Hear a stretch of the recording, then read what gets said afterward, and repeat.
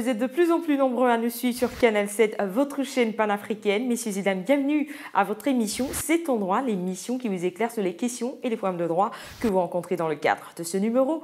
Nous parlerons des débits de boissons.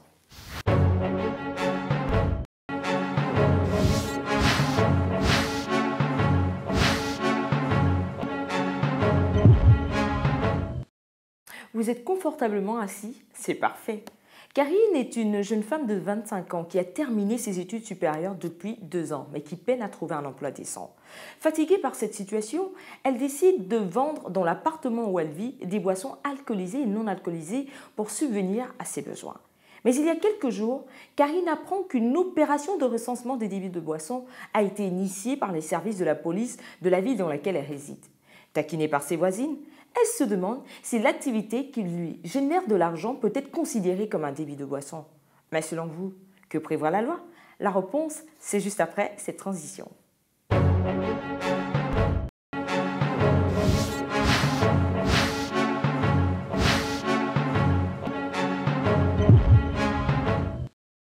De retour pour la suite de votre émission C'est ton droit.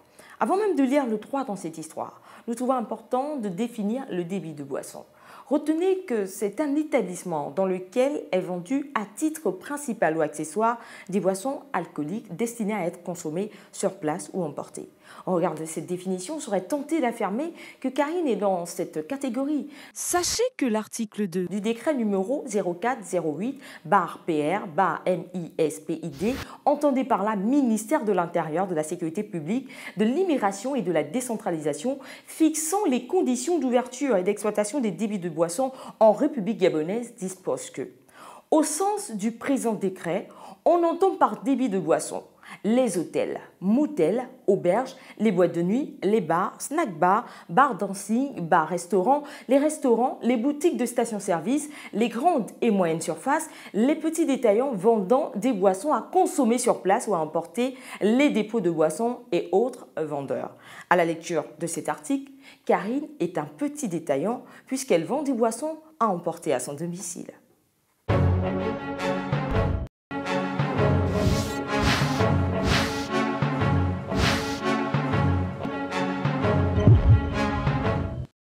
Voilà, c'est la fin de votre émission C'est ton droit, en espérant vous avoir servi tout au long de ce numéro consacré à la question des débits de boissons. Je ne pourrais vous quitter sans vous rappeler que vous pouvez nous adresser vos propositions de thèmes sur Facebook/C'est ton droit.